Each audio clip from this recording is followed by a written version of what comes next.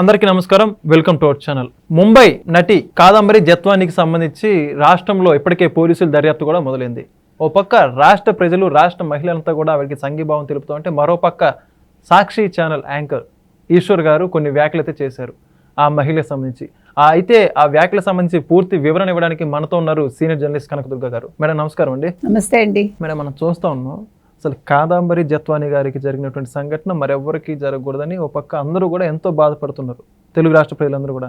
అయితే ఇటువంటి తరుణంలో సాక్షి ఛానల్లో యాంకర్గా పనిచేస్తున్నటువంటి ఈశ్వర్ గారు కొన్ని వ్యాఖ్యలు చేశారు. ఆ మహిళే వల వేసుకొని ఆ యొక్క విద్యాసాగర్ గారిని పట్టుకుంది అనే విధంగా అసలు జుగుప్సాకరంగా చాలా మాట్లాడాడు.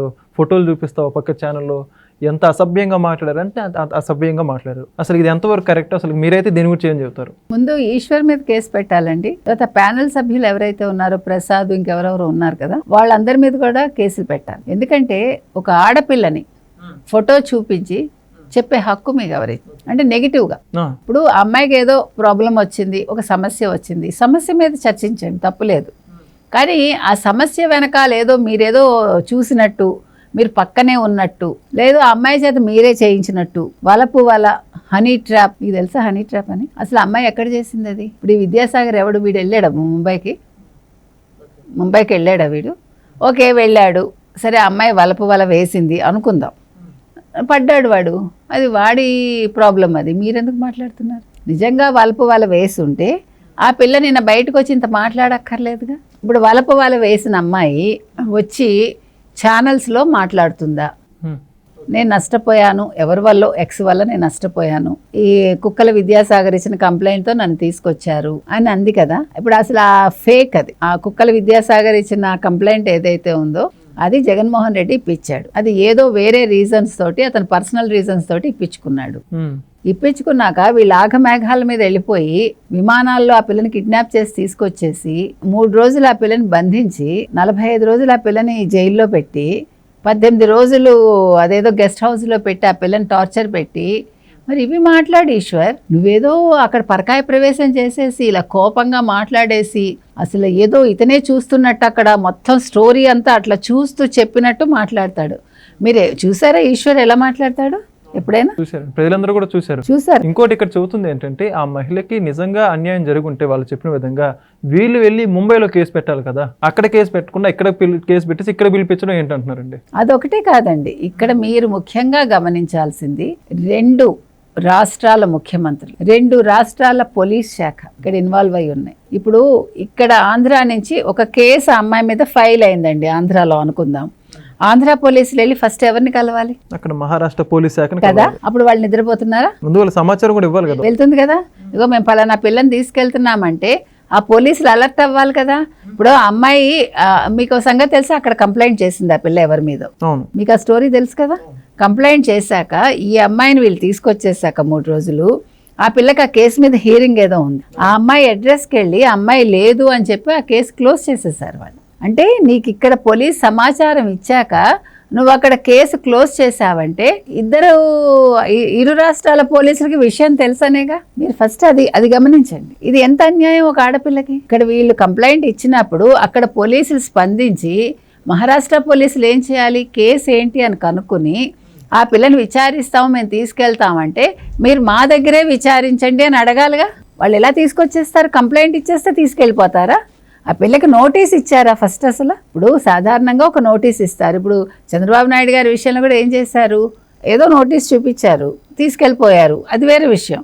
బట్ నోటీస్ అయితే ఇస్తారుగా. ఇప్పుడు నా మీద ఒక కేసు ఫైల్ అవుతుందండి, ఫస్ట్ ఏం చేయాలి, వాళ్ళు ఒక నోటీస్ పంపిస్తారు. పంపించాక వాళ్ళు రెస్పాండ్ అవ్వాలి, నేను రెస్పాండ్ అయ్యాక. ఇక్కడ ఏదీ లేకుండా అంటే 2 రాష్ట్రాల పోలీసులు కుమ్మక్కయ్యారు.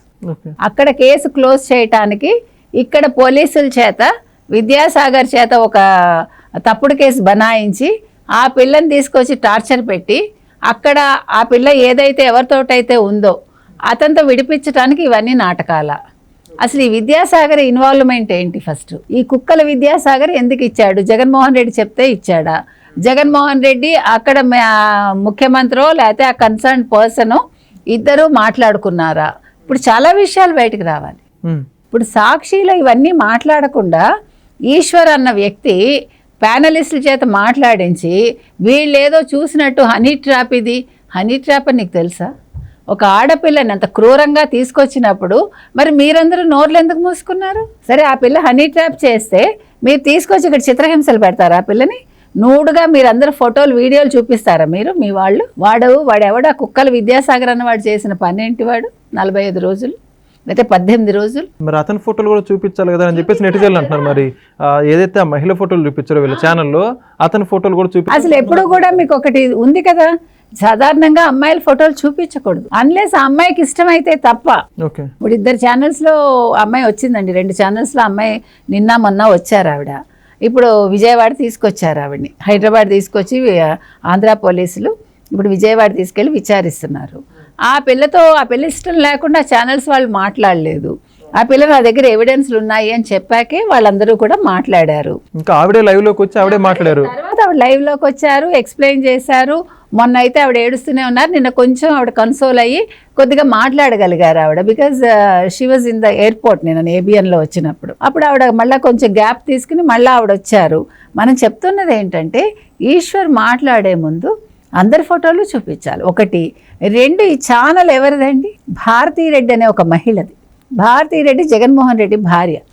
సో భారతీరెడ్డి ఒక మహిళగా ఉండి నీ ఛానల్ని ఇలా నడుపుతున్నావా, నీ పేపర్లో ఇలా రాయిస్తావా, ఇది సబబేనా అని మనం అడుగు కదా. భారతీరెడ్డి దీనికి ఆన్సర్ ఇవ్వాలి. ఇప్పుడు మనం ఛానల్ నడుపుతున్నాం కరెక్టే, నిజానిజాలు మాట్లాడాలి. మీరు 2 వెర్షన్స్ ఇవ్వాలి. లేదు మీరు ఒక పక్క ఇచ్చేసి నేను అక్కడ ఉన్నట్టు మాట్లాడేసి ఆ స్పాట్లో ఇన్ని రోజులు ఆ ఛానల్ ఆ ఈశ్వర్ ఉన్నాడా? ఆ రోజు జరిగినప్పుడు ఉన్నాడా? లేకపోతే నేను నా పిల్ల మాట్లాడుతున్నప్పుడు పక్కనే ఉన్నాడా? How can they say that? మీరు రోజా విషయంలో మీరు వెనకేసుకొచ్చారు. మీకు గుర్తుందా? రోజా కూడా చెప్పింది, సుప్రీంకోర్టు ఒక తీర్పు ఇచ్చింది, ఆడవాళ్ళు వాళ్ళకి నచ్చినట్టు బతకచ్చు అంటే. ఎప్పుడు వచ్చింది అది? గురించి వచ్చినప్పుడు ఆవిడ ఏడుస్తూ ఆవిడ చేసింది. దానికేమో తమిళ ఇండస్ట్రీ నుంచి వాళ్ళు సపోర్ట్ చేశారు. ఇవన్నీ జరిగాయి. వాసిరెడ్డి పద్మ కూడా ఆ రోజు మాట్లాడింది. ఈరోజు వాసిరెడ్డి పద్మ మాయమైపోయింది. ఇప్పుడు ఏ ఇండస్ట్రీ వాళ్ళు ఎవరు కూడా నిన్న మాట్లాడలేదు. ఇప్పుడు మనం ఏం అడుగుతున్నామంటే ఈ అమ్మాయి విషయంలో ముంబై ఇండస్ట్రీ ముందుకు రావాలి, బాలీవుడ్ వాళ్ళు స్పందించాలి, మొత్తం అన్ని ఇండస్ట్రీలు స్పందించాలి. Not only Telugu industry, Tamil industry కావచ్చు, మలయాళం ఇండస్ట్రీ కావచ్చు, కన్నడ ఇండస్ట్రీ కావచ్చు, ప్రతి ఒక్కళ్ళు స్పందించాలి. ఎందుకంటే సాటి మహిళగా మీరు ఇంత అమ్మాయికి ఇంత అన్యాయం జరిగినప్పుడు, ఆ పిల్ల మీద ఇంత శారీరకంగా మానసికంగా దాడి జరిగినప్పుడు అది మంచా చెడ తర్వాత ముందు స్పందించాలి. లేకపోతే ఎందుకండి మీరందరూ కూడా ఇది చిత్ర పరిశ్రమలో ఉండడం? ఈరోజు మలయాళ పరిశ్రమ ఏ రకంగా ఉంది? 7 సంవత్సరాల 2 నెలలు ఎంతో పినరయి రవి ఏం చేశాడు? పినరయి విజయన్ ఏం చేశాడండి? వచ్చిన రిపోర్ట్ని తొక్కిపెట్టాడు. మీకు తెలుసా? మలయాళ ఇండస్ట్రీలో అమ్మాయిల మీద జరిగిన వీటికి అట్రాసిటీస్ మీద జరిగిన కమిటీ రిపోర్ట్ని తొక్కిపెడితే మొన్న రైట్ ఫర్ ఇన్ఫర్మేషన్ యాక్ట్ ద్వారా దాన్ని తెప్పించుకున్నాక అది బయటకు వచ్చింది. ఇప్పుడు మలయాళం ఇండస్ట్రీ నుంచి ఒక హీరో మాట్లాడటల్లా ఒక్కొక్క హీరోయిన్ ఇప్పుడు బయటకు వస్తుంది, వాళ్ళకి జరిగిన అట్రాసిటీస్ చెప్తున్నారు. మీకు తెలుసా?